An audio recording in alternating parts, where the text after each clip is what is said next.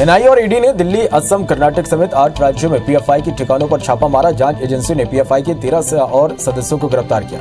इसके अलावा एसडीपीआई के सचिव को भी पकड़ा है। इससे पहले 15 से ज्यादा राज्यों में छापेमारी हुई थी, जिसमें 100 से ज्यादा पीएफआई कार्यकर्ता गिरफ्तार किए गए थे। जापान के पूर्व प्रधानमंत्री शिंजो आबे का आज राजकीय सम्मान से अंतिम संस्कार किया जा रहा है। इसमें शामिल होने पीएम मोदी समेत 217 देशों के प्रतिनिधि जापान पहुंचे हैं। स्टेट फ्यूनरल में शामिल होने से पहले पीएम नरेंद्र मोदी ने जापान के पीएम फूमियो किशिदा से मुलाकात की।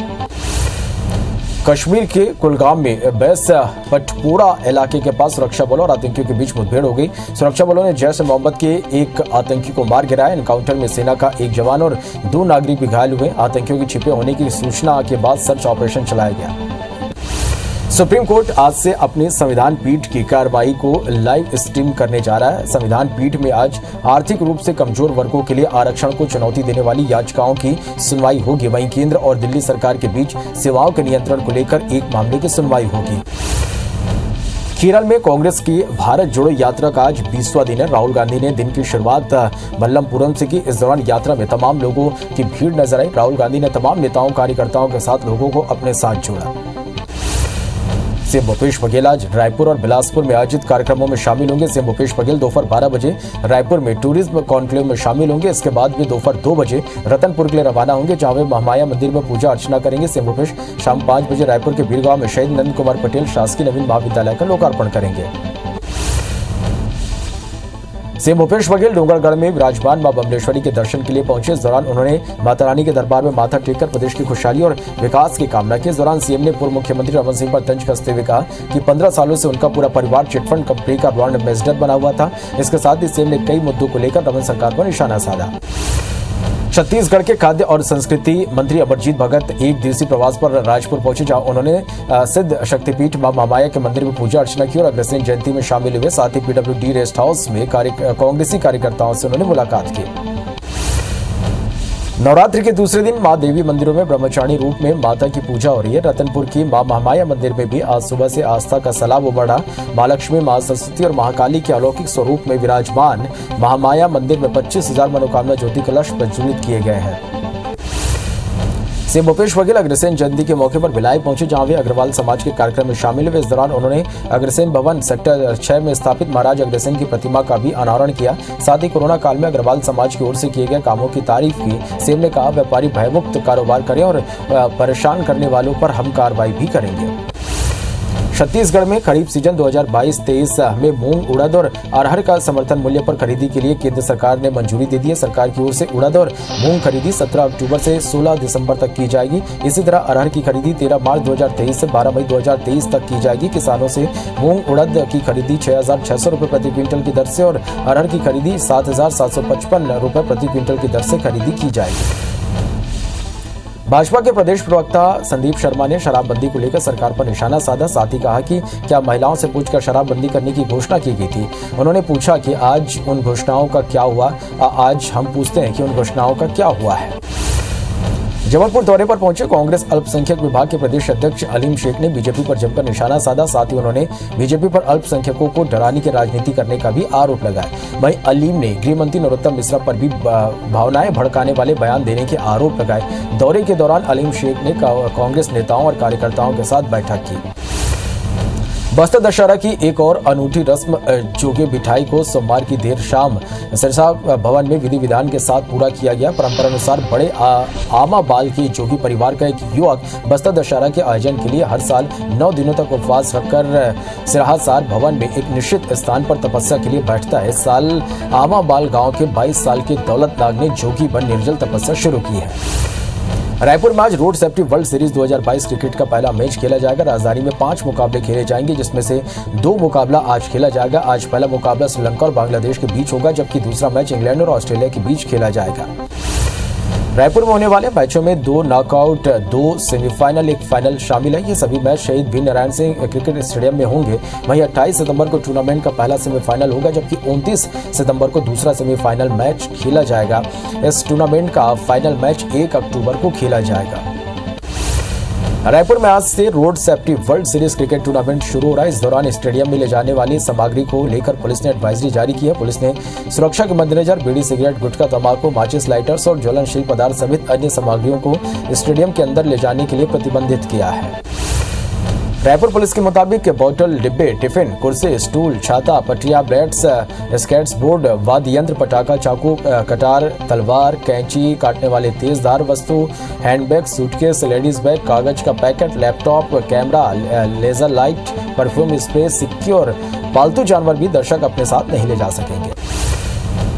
Road safety cricket world series tournament के लिए Bharat, West Indies, Australia, New Zealand, Bangladesh और साउथ अफ्रीका लीजेंड्स के खिलाड़ी रायपुर पहुंच चुके हैं। कड़ी सुरक्षा के बीच सभी खिलाड़ियों को एयरपोर्ट से होटल ले जाया गया। होटल पर सभी खिलाड़ियों का छत्तीसगढ़ी लोक नृत्य के साथ स्वागत किया गया और छत्तीसगढ़ी गमछा पहनाकर उनका सम्मान भी किया गया। क्रिकेट के भगवान सचिन तेंदुलकर रायपुर होटल पहुंचने पर भव्य स्वागत किया गया। एयरपोर्ट से सचिन सीधे होटल के रवाना हुए। होटल में छत्तीसगढ़ी लोक नृत्य से उनका स्वागत किया गया। छत्तीसगढ़ में बेटी हमर मान अभियान की शुरुआत Raipur range IG BN Meena और एसएसपी प्रशांत अग्रवाल ने 4 गाड़ियों को हरी झंडी दिखाकर की समाज की बेटियां सुरक्षित और सशक्त हों, इसके लिए इस अभियान की शुरुआत की गई है। इस अभियान के तहत रायपुर पुलिस की टीमें गर्ल्स स्कूल, कॉलेजों और महिलाओं और युवतियों की उपस्थिति वाली प्रमुख जगहों पर पुलिस की स्पेशल महिला पेट्रोलिंग जाएगी।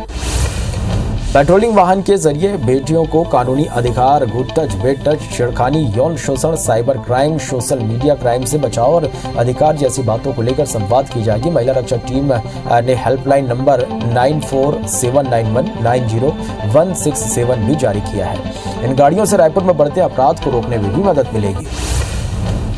महासमुंद ट्रैफिक पुलिस ने लोगों को जागरूक करने के लिए यातायात जागरूकता अभियान की शुरुआत की, जिसका थीम जिंदगी ना मिलेगी दोबारा दिया गया। कार्यक्रम के मुख्य अतिथि पद्मश्री अनु शर्मा थे। वहीं सैकड़ों छात्रों ने भी कार्यक्रम में शिरकत की। कार्यक्रम के दौरान वक्ताओं ने लोगों को हेलमेट पहनने, शराब पीकर वाहन न चलाने जैसे अपील करते हुए उसके दुष्परिणाम बताए। सीएम भूपेश बघेल ने क्वांटिफाइबल डाटा आयोग के सर्वेक्षण में भाग लेने की अपील की, जिसमें ओबीसी और ईडब्ल्यूएस वर्ग के लोगों से अपील की गई कि अपने परिवार की आवश्यक जानकारी पोर्टल पर जरूर दर्ज करवाएं, जिससे इन वर्गों की गणना हो सकेगी। सर्वेक्षण के लिए आखिरी तिथि 17 अक्टूबर रखी गई है। बिलासपुर हाईकोर्ट की डबल बेंच ने कांग्रेस कार्यालय के लिए जमीन आवंटन मामले के खिलाफ जनहित याचिका पर सुनवाई की। सुनवाई के दौरान हाईकोर्ट ने सरकार को नोटिस भेजा है और 28 सितंबर तक जवाब पेश करने के लिए कहा है। बिलासपुर हाईकोर्ट ने पदोन्नति मामले में सुनवाई की। इस दौरान ग्रामीण यांत्रिकी सेवा विभाग के प्रमुख अभियंता अरविंद राही को 18 नवंबर को व्यक्तिगत रूप से तलब किया। उनके खिलाफ अवमानना याचिका में आरोप निर्धारण किए जाएंगे। भोपाल में माखनलाल यूनिवर्सिटी के बाहर निस्वानी प्रदर्शन किया। कार्यकर्ताओं ने कुलपति पर आरोप लगाते हुए मन मुताबिक नियुक्तियां करने का आरोप लगाया। उन्होंने कहा कि कॉलेज को अब तक नए कैंपस में शिफ्ट नहीं किया गया। कॉलेज में सिर्फ संघ के कार्यक्रम ही हो रहे हैं। धमतरी देवपुर गांव में लोगों में धर्मांतरण का विरोध करते हुए इस पर रोक लगाने की मांग की। ग्रामीणों का कहना है कि गांव के एक शख्स अपने घर के बाहर लोगों को बुलाकर प्रार्थना सभा का आयोजन करता है। जिला प्रशासन ने गांव में दोनों पक्ष की बैठक लेकर मामला सुलझाने की बात कही है।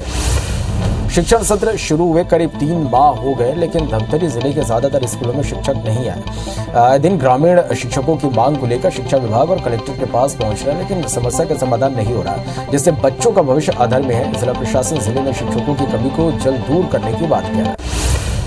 इंदौर के गंगवाल बस स्टैंड स्थित श्री जी भोजनालय में शॉर्ट सर्किट होने से आग लग गई। आग इतनी भीषण थी कि 2 दुकानें पूरी तरह से जलकर खाक हो गई।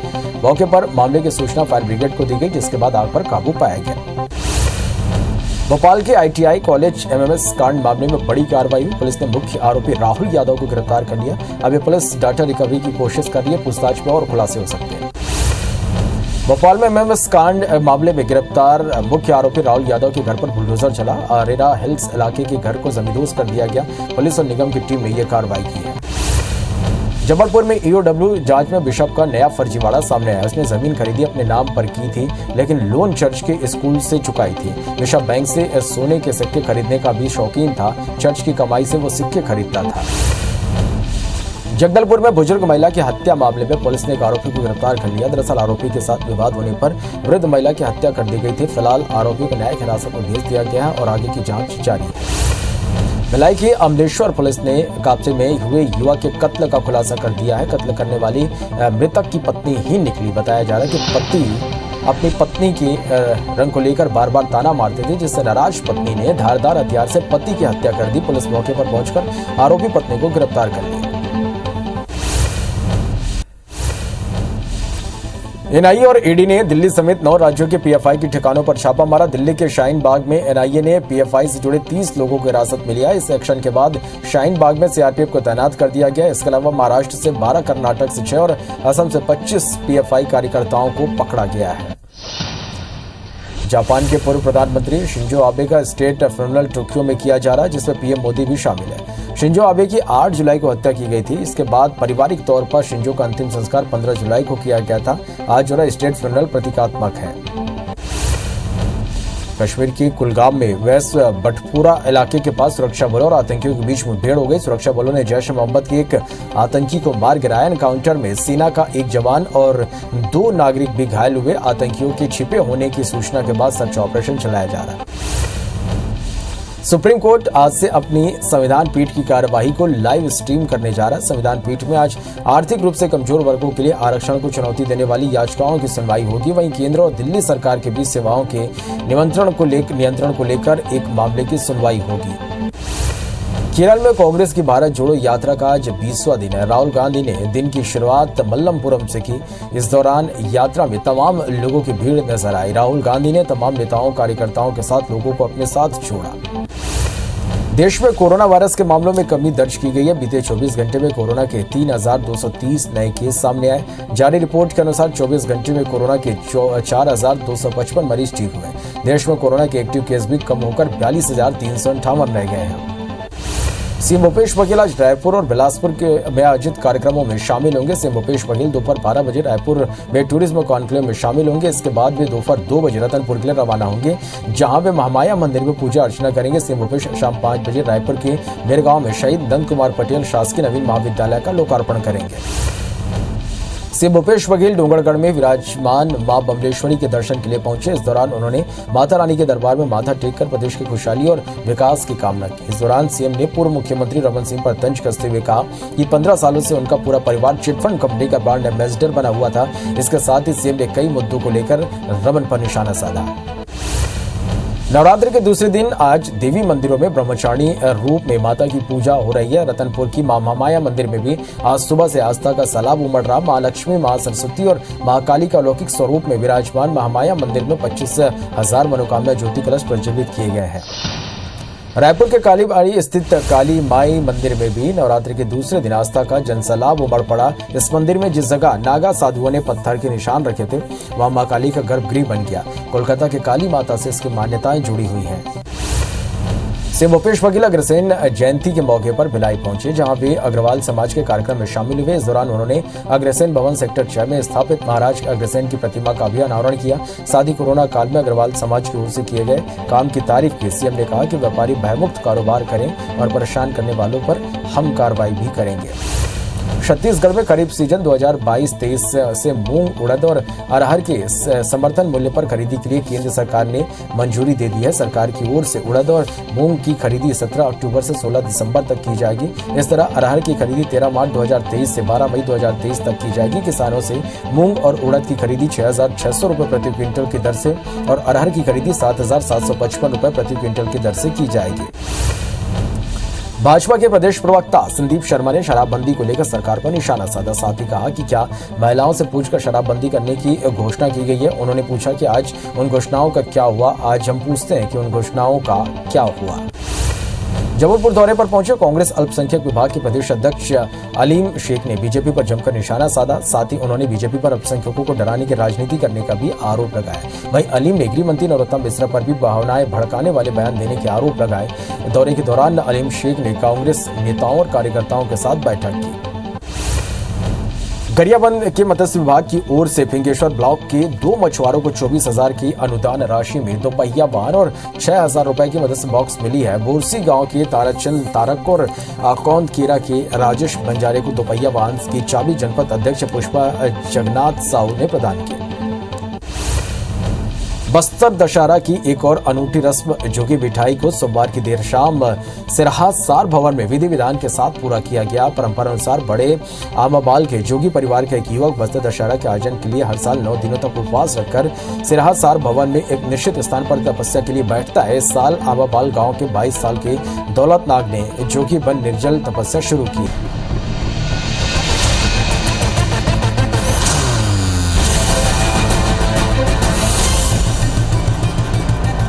चलिए कुछ और खबरों को देखते हैं फास्ट अंदाज में। रायपुर में आज road safety world series 2022 cricket का पहला मैच खेला जाएगा। राजधानी में 5 मुकाबले खेले जाएंगे, जिसमें से 2 मुकाबला आज खेला जाएगा। आज पहला मुकाबला श्रीलंका और बांग्लादेश के बीच होगा, जबकि दूसरा मैच इंग्लैंड और ऑस्ट्रेलिया के बीच खेला जाएगा।